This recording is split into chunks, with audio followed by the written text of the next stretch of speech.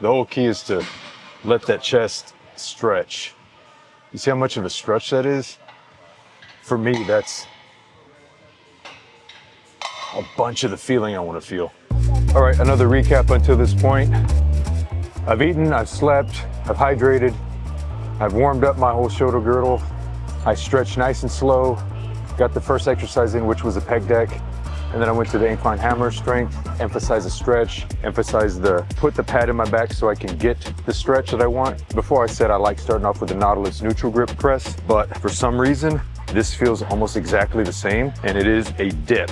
But for me, this is where the principle of individual differences comes in. I feel this so much in my chest and triceps. I love this exercise. Choose exercises that work for you. This definitely works for me to target my chest, especially after that whole list of what I just listed.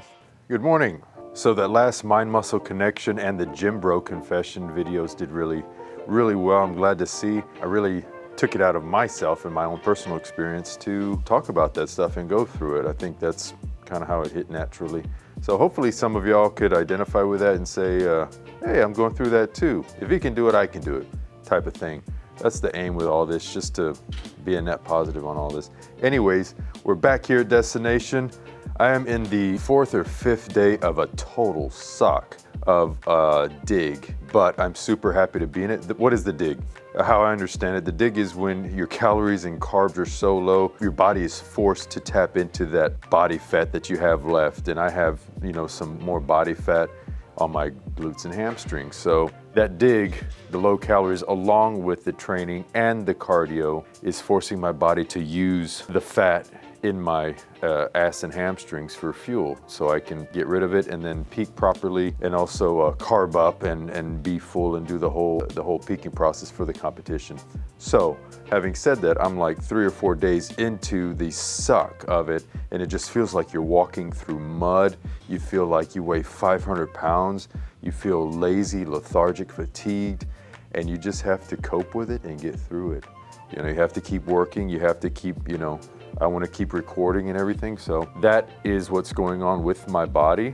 And having said that, I am cold. It's about 40 degrees here in Dallas. I have a sweatshirt, a thermal shirt, and a hoodie on, and then pants and shorts under this. So I need to stay warm. This video is about finally targeting your chest, hitting your chest. I don't want to start off with training cues to where you just get into the weights. I want you to think of the broad strokes, the lifestyle type things. How do you feel your chest? Well, you get good sleep, you get good food. Your lifestyle has to be good.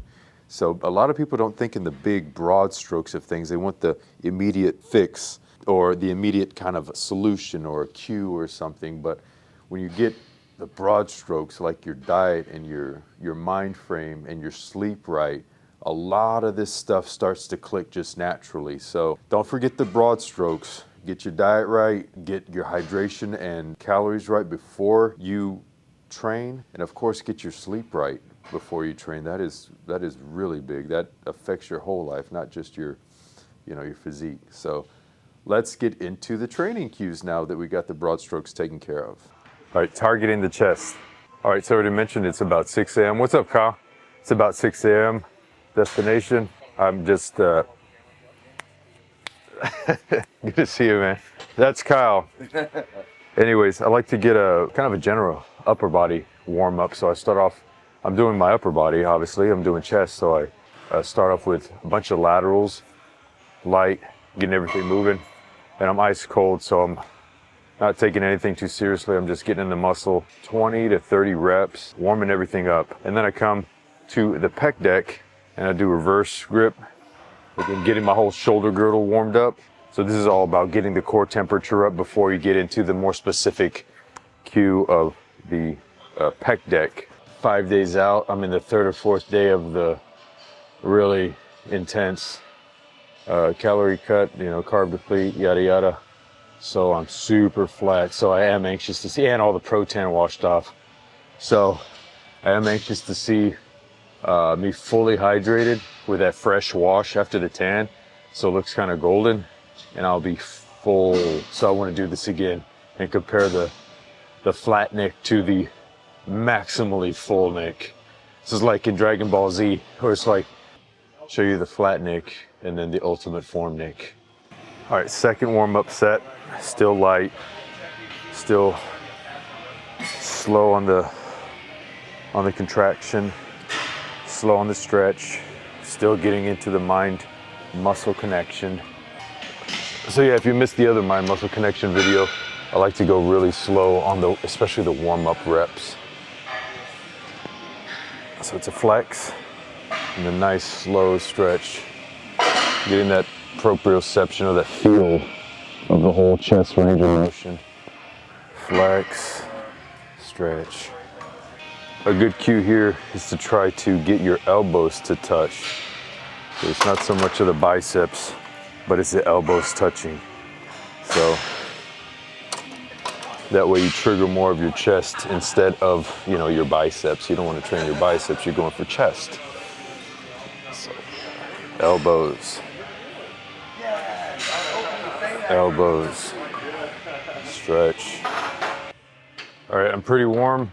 My body temperature's up. My lateral delts, my chest, my rear delts are warm. Now I'm gonna get into some feeder sets. Continue with the slow eccentric, the slow stretch. Really expanding my chest on the stretch, and then bring my elbows together. Expanding on the stretch, bring my elbows together. Form over weight all the time if you want to target your chest. If you want to better target your chest, check the ego and get your mind in the muscle.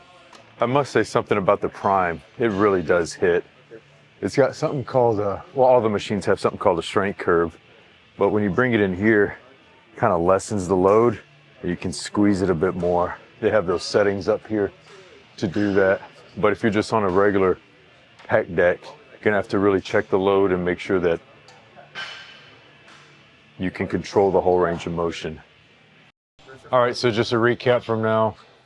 You get your broad strokes in, your sleep, your eating, your hydration in the morning before you even get to the gym.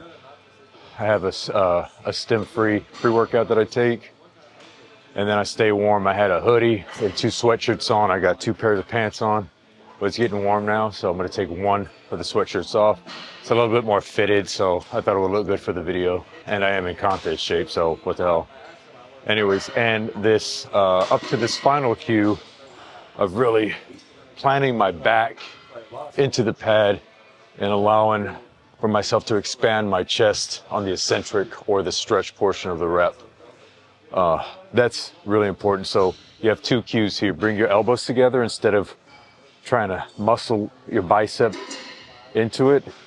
It's not a bicep exercise, so you try to bring your elbows in, and at the same time, you go slow on the eccentric and allow yourself to plant your back into the pad and expand your chest for a big stretch that you're in full control of. A lot of younger guys are really concerned with pressing first because, you know, the bench press, you know, everybody wants to be seen benching a lot of weight. It's cool, I admit that. It's super cool. I've always wanted to rep out 3-4 plates and hear the clanging on each side, and then everybody look over and it's like, whoa, that dude's strong. But if you're just not naturally a strong presser, or if that's not your focus is targeting the chest and developing the chest. So that's why I put this first. It really snipers in on the chest muscle. It's an isolation movement, meaning you're only pivoting at the shoulder. So it's not a compound movement where you're pivoting at the shoulder and the elbow joints. So this will zap it with minimal effort really fast. But it will take a little bit of your energy, and it will take a tad away from your pressing strength. But you're gonna be targeted really well into your press if you start out with this. That's been my experience, at least. So this is the last set here.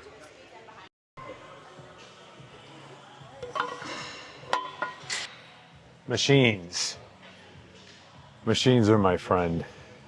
I had a little tweak in my shoulder this whole prep, so I really love the Nautilus neutral grip handle, but it's out of order here. That's the one I've been using at 24 Hour Fitness. So that's not available. So we're gonna use a hammer strength incline press and then probably another couple of machines. But anyways, so we started off with a machine to get everything warmed up and laser targeted on the chest. I got a pretty decent pump for being 3 or 4 days into this dig, which I feel like a zombie, but I got a decent pump now.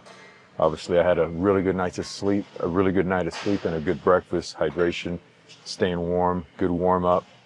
And here we go with the first compound movement of the chest press.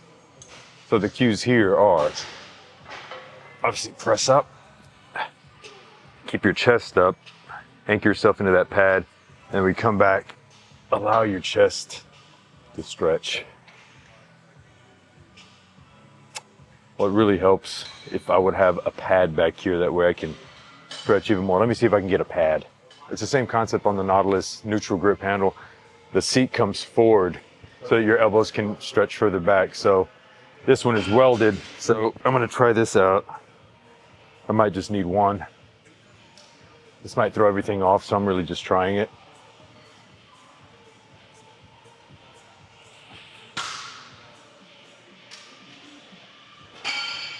Yeah, let's try one.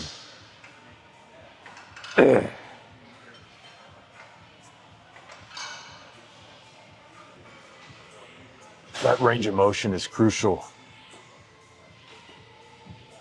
This is amazing, yeah. Good call, Nick. And keep that tempo the same. Stretch, get into your mind and muscle. Stretch. The cue here was proper exercise selection and then getting your range of motion right for your body. Got really long arms. I have a lot of surface area of my chest. So I want to get that stretch in there, that full range of motion that works for me.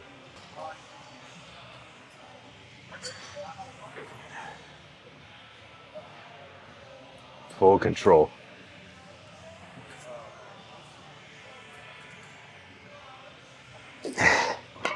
Holy shit, there's a plate and a quarter on each side. Your weight, your strength really takes a hit the week before the contest. Got all the angles, upper, middle, lower. I want to see myself. Pretty cool. Stretch on the way down. It's very deliberate, your whole range of motion. You press, and it's almost like you flex, and then you come back down. You fight. Very intentional, very deliberate.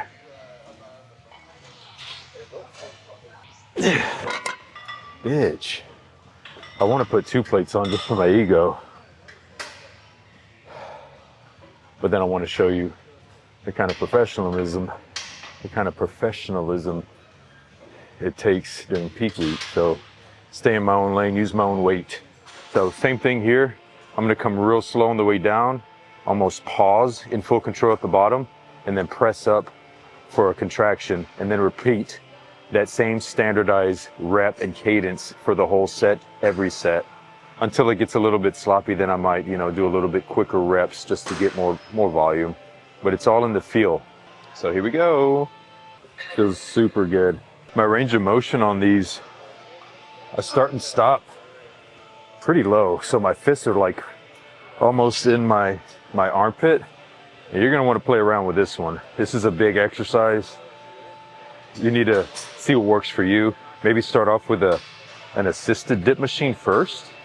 And if you're advanced enough to do your body weight and still mess around with the range of motion, I would just take it slow, because in extreme range of motion, you might have to have an adjustment time for it.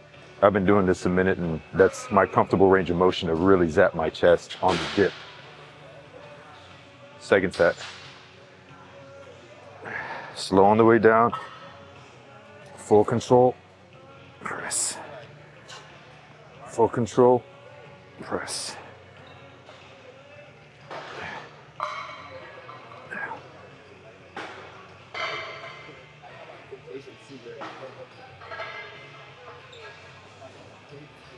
And that's where my energy goes. I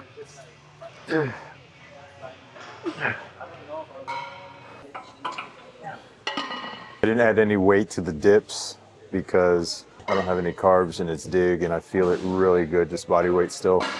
But now, moving to another machine. This is converging press.